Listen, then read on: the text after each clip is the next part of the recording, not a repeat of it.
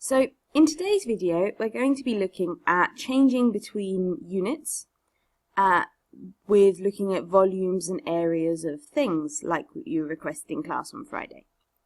So here I have a question to get us started. It says find the volume of the cube in cubic meters. Now this word cube refers to this shape here. This is a cube. Each face is a square.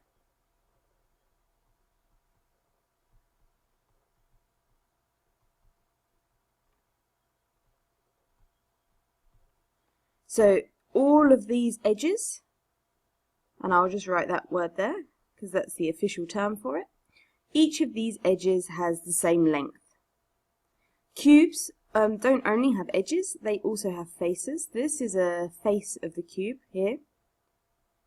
I'd recommend noting down this vocabulary so that then when we move on to geometry it's familiar to you. So that's a face of the cube, and they have their edges here too.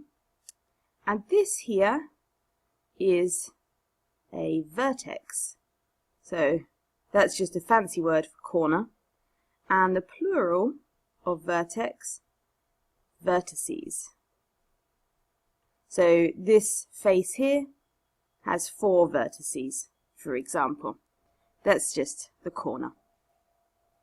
So now we have all the vocabulary we need. We need to find the volume of this cube. Now, you should be familiar with the idea that the volume of this cube is its length times its height, or its width times its height times its depth. So width times height times depth, which in this case is 10 centimeters times 10 centimeters times 10 centimeters, which is of course 1,000 cubic centimeters. Sorry, my M went a bit funny there. 1,000 cubic centimeters. But of course, we don't want our answer in cubic centimeters, we want our answer in cubic meters. So to show you how to convert this to cubic meters,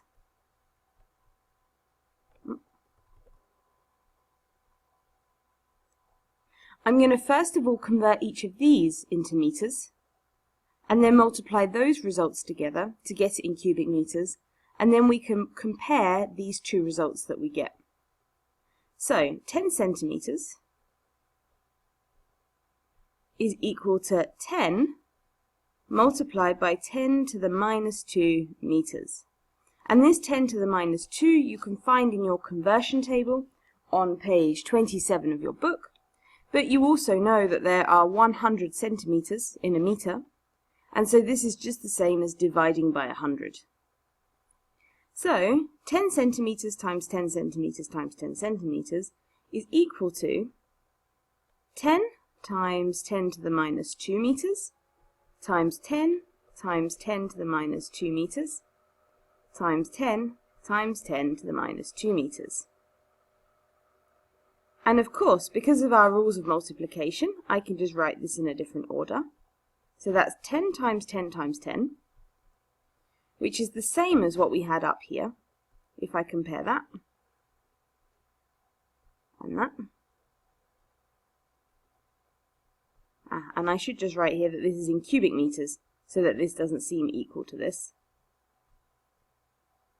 Multiplied by each of our powers of 10, 10 to the negative 2, times 10 to the negative 2, times 10 to the negative 2. And this here, you can see, because we know that we need to add powers together if we multiply, this is 10 to the negative 6. So we have our original 1,000 cubic centimeters multiplied by 10 to the negative 6. And you'll find this with all areas and volumes. The more things that you multiply together, the more times you need to multiply together this changing factor to change it in units. So 1,000 times 10 to the negative 6, we could write more simply in two different ways. I could say that this has 3 zeros on it, so that's 1 times 10 to the negative 3 cubic meters. Or I could have it as 0.10 and then I need to make sure I would move my decimal point 1, 2, 3 times to get to where the old decimal point is, which is here. So I have 1, and then I fill the rest in with zeros, cubic meters. So that's 0.001 cubic meters. And you can see by multiplying quantities together, it changes things really quickly.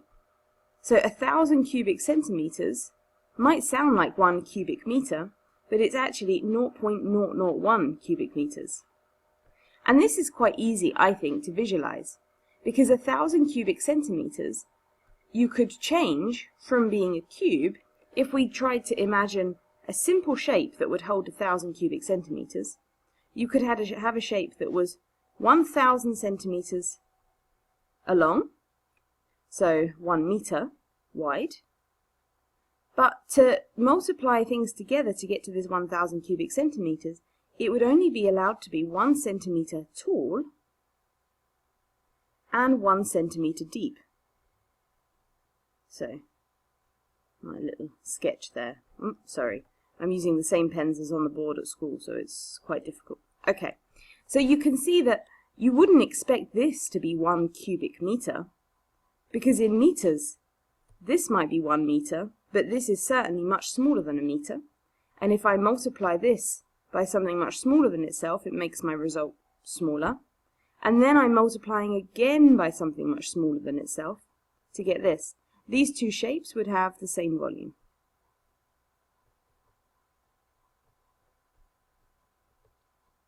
And so I wouldn't expect the result I get to be 1 cubic meter, because 1 cubic meter would be 1 meter by 1 meter by 1 meter, which is certainly much, much larger than this.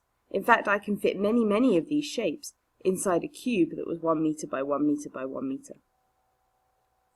So you can see here that we just need to multiply the scale factor however many times we're multiplying the quantity together.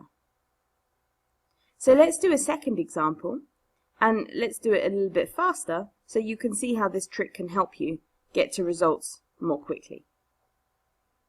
So our next example then is here. We have a cuboid which is similar to a cube. Oh, I've covered up the D. But the faces can be rectangles, they don't have to be squares. And we've got the dimensions of this cuboid in kilometers this time, and again we need to find the volume in cubic meters.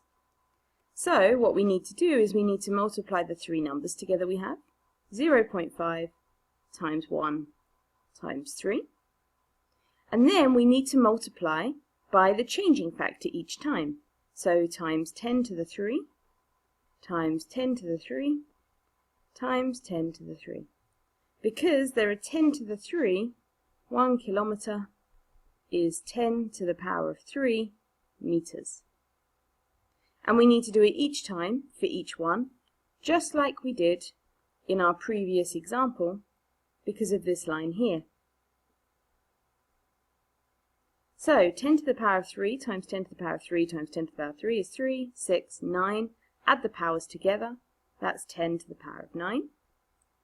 And a half times 1 is a half, times 3 is 1.5. So we have 1.5 times by 10 to the power of 9 cubic meters.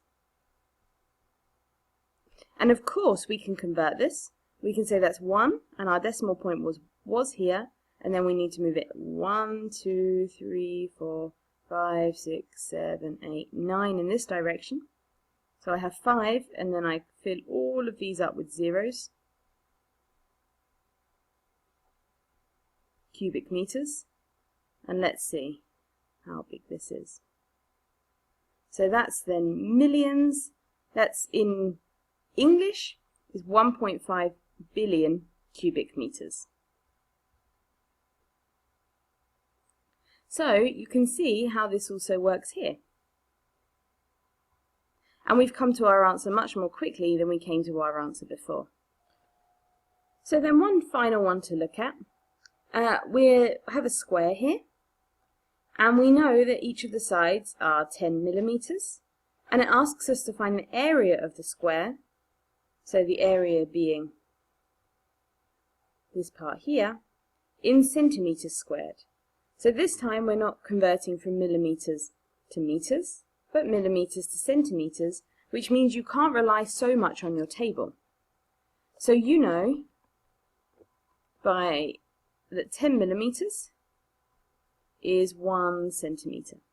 So you'll need to multiply each of these by 10 to the negative 1 to change them into centimetres. So I'll have 10 times 10 to the negative 1 times 10 times 10 to the negative 1 for our area. I have here the width of our square multiplied by the height of our square. So that's 10 times 10, this one times this one, times our 10 to the negative 1 times our 10 to the negative 1. So that's 100 times 10 to the negative 2, which is 1 square centimetre. And you should have expected this result really, because as we know, 10 millimetres is 1 centimetre.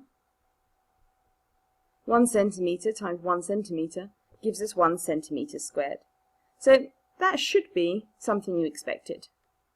So to find volumes and areas using a conversion of units, what I would suggest is that you multiply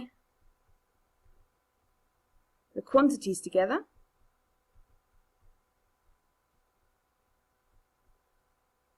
so like we had our 10 times 10 here, or our 3 times a half times a 1 in the previous example.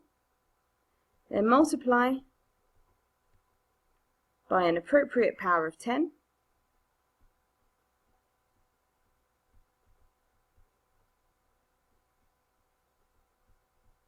which is all of the, we'll call them changing factors, multiplied together.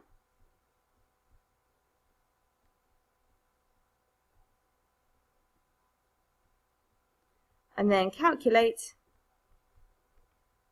not forgetting the unit.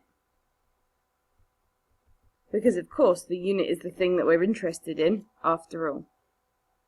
And if you have trouble with step 2, I'd recommend converting each of the individual lengths before you multiply, so that you can then be sure that you're multiplying the right things together. So I'd recommend starting from this step if step 2 feels like too much of a jump for you, or if in a specific exercise it's harder to imagine than in the exercises that I've given you here. Hopefully this video was helpful. If you have any questions, as usual, ask me in any way you want to, in class, through your book, or however, and I'll see you next week.